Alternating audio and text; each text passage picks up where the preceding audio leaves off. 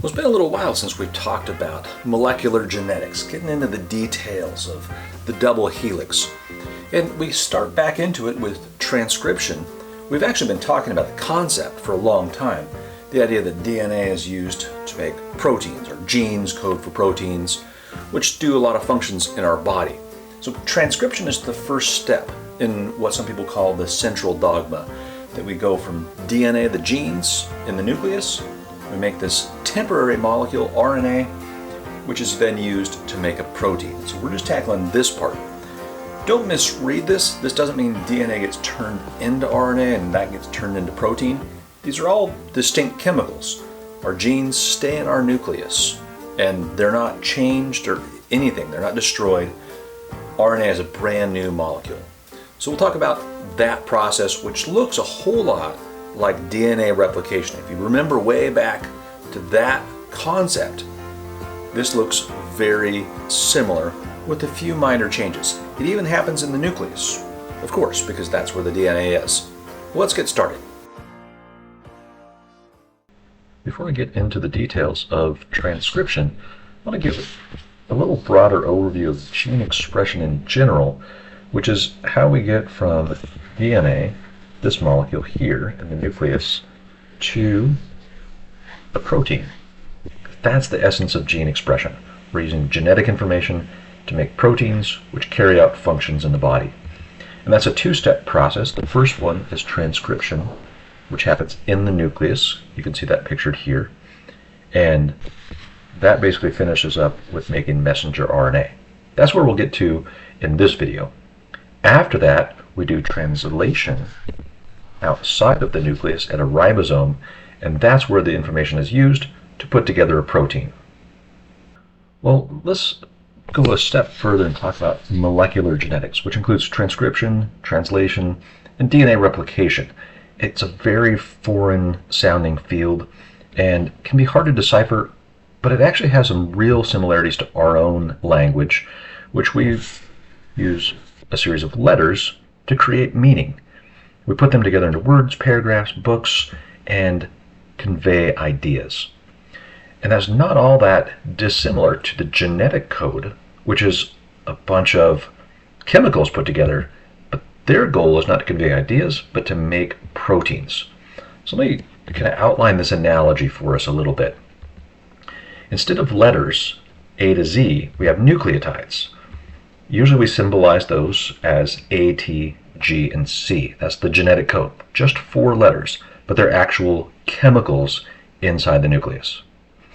When we put those nucleotides together, if we put together 3 at a time, that's called a codon, which we'll get to once we get to translation. That's enough to make 1 amino acid, but we're not to a protein. Remember, proteins are made of a lot of amino acids together. So that only gives us a little information, kind of like a single word. It's only a little bit of information. You put those words together into sentences and paragraphs, and you have something more like a gene, which is a long series of letters with meaning, and that tells us how to make one whole protein. Okay, so gene tells us how to make a protein. That's at least a good working definition of a gene. A chromosome, then, is a long series of, if we kind of shrink that blue strip down, then we would have lots and lots of genes on this entire chromosome, hundreds of them, in fact. So now we can make lots of different types of proteins. By the time you get the whole genome put together, it'd be kind of like a set of books, maybe like a set of encyclopedias, and it says, here's how you make all the proteins you need to run an entire human body, or at least that particular cell. When it comes to transcription, we know where it's in the nucleus. We know why. It's because we're going to make a protein. And now to focus on the how. Same 3 familiar stages as we used for replication, and it's going to be the same 3 stages for translation as well. So we might as well get used to them. And don't make too much of them. It really just means you start, you keep going, and then you stop. Makes sense. Pretty obvious. They have their own unique challenges, especially initiation, finding that needle in a haystack. But these 2 are really pretty easy. It's all based on complementary base pairing. Concept that might be a little rusty, but you should be familiar with that. So when we go from DNA to RNA, we have the same complementary base pairing rules as we did before, except we're just going from DNA to another DNA strand. But this time, since uracil replaces thymine, instead of A pairing with T, it's going to pair with U for uracil. The rest of them are all the same as they were for DNA. It's just this pesky little uracil that stands out. Let's take a look at some of the chemical details of the differences between DNA and RNA.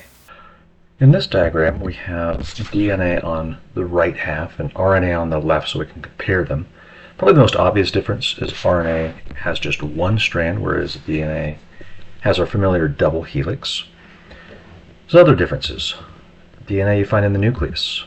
RNA you find in the nucleus, which is where it's made, which then leaves and goes to the cytoplasm. DNA lasts basically the life of the cell, whereas RNA is far more temporary, just lasting minutes or even hours. Then there are the chemical differences as well. So the ones I'm highlighting here are these bottom ones, the thymine and uracil. Now the rest are the same.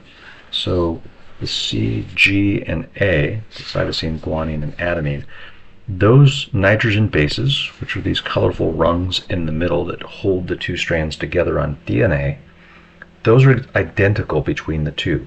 But thymine and uracil are different. And let me point out where, right here. So on thymine there's a methyl group, and on uracil there's not. So we have to give it a different name since it is a different chemical. And that's why we substitute the U for a T when we get to RNA. Other than that, they function pretty similarly, as you might expect. They're similar looking molecules.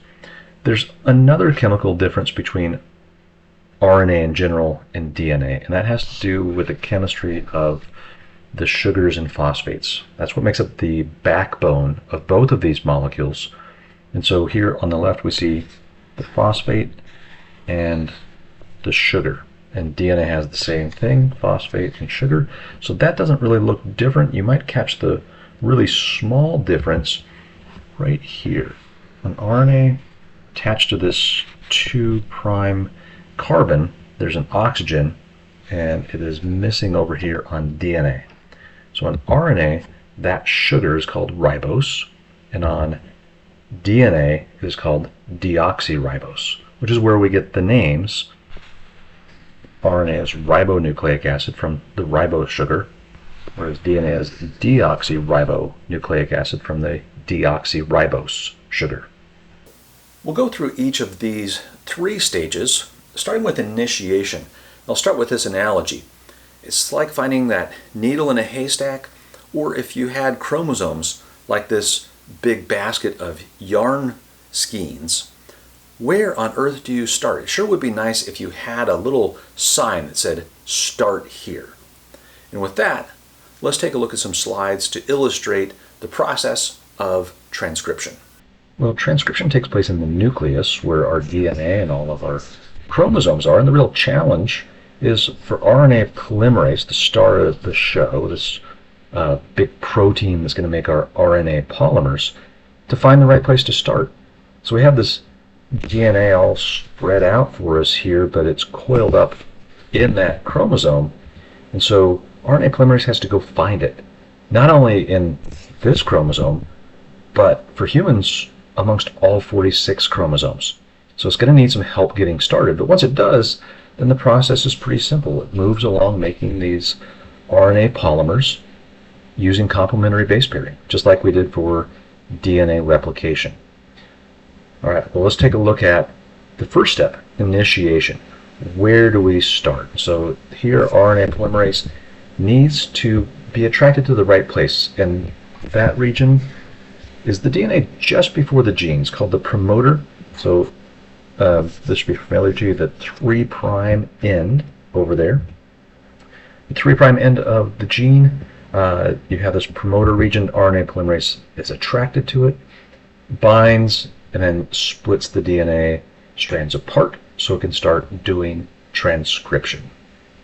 All right, that's it. That's initiation, just getting started at the right spot. So now that we have split the DNA strands apart, now RNA polymerase can start adding nucleotides, using again that idea of complementary base pairing.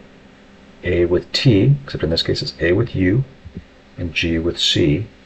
And here in orange is our new RNA transcript. All right, there we go. It's complementary base pairing, one after another, putting these nucleotides together. So that part is pretty simple to understand, even though it's really a complicated process. Termination. At some point we have to stop. We can't go to the end of the chromosome. You're just going to the end of the gene. And so the terminator, that red region at the end, tells RNA polymerase, you're done. And everything falls apart. RNA polymerase can go off and find another gene or go back to the beginning of this gene. And our messenger RNA is ready to leave the nucleus and go make a protein at a ribosome. Well, there we go. We have a messenger RNA molecule. And we would be done, except that we are eukaryotes. We have a nucleus and organelles, so we have one more step. We have a little processing to do after transcription, before that messenger RNA can leave the nucleus, find a ribosome, and make a protein. The next step is translation. But if you were a bacterium, then you would already be doing translation before you even finished transcription. So here's the idea. DNA is this big loop. You have RNA polymerase making messenger RNA, and there's already a ribosome there making a protein. It's partly just because prokaryotes live life so fast, they don't really have time to mess around and kind of do all these double checks. But eukaryotes take life a little bit more slowly and cautiously. They've sealed up their DNA in a nucleus, and they're going to make sure that that messenger RNA stays around for a little bit longer so that it can be translated and made into proteins over and over, unlike the bacteria that make a few proteins and that's broken down, and then maybe they'll do it again later. All right, so here we have our RNA transcript from before, but it's not mature yet. So we have to process it and just do a couple things. First of all, there are these pieces called introns that need to be clipped out. They're not useful. They're not really part of the code. And confusingly enough, the other parts are called exons. They're not going to get cut out. Here's how I think of it. Introns get clipped out, but they stay in the nucleus. Exons are going to be part of the final product and exit the nucleus. All right, so we got exons and introns. Cutting out those introns is called splicing, and now we have a shorter messenger RNA molecule. The next one is just to add some of these stabilizing elements, other chemicals, really just more nucleotides that keep it from getting broken down so quickly. So at the 5' end, we get a guanine with a bunch of phosphates called a cap, and at the 3' end, this bunch of adenines called a poly-A tail. That stabilizes it. I think of it kind of like graduating. This is the nucleus's way of saying, I certified this messenger RNA. It is ready to go to make a protein. Here's its cap, here's its gown. Play pomp and circumstance and let it march down the aisle. You're graduated. Congratulations. Well, there's transcription for you. Not too tough. Like I said, it's a lot like DNA replication with that little switch of uracil instead of thiamine. Other than that, pretty straightforward. The next task, RNA to proteins, now we're going to switch chemical languages. That one's a lot more complicated. Now, in terms of transcription and translation both, there's a lot of really good animations out there that I think bring the process to life a little more than just kind of my cheesy animations.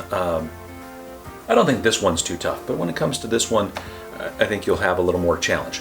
But please look at those. I've given you some links for them, and I think it will bring the process to life a little bit more. It's an amazing process, and I hope it helps you appreciate life even more.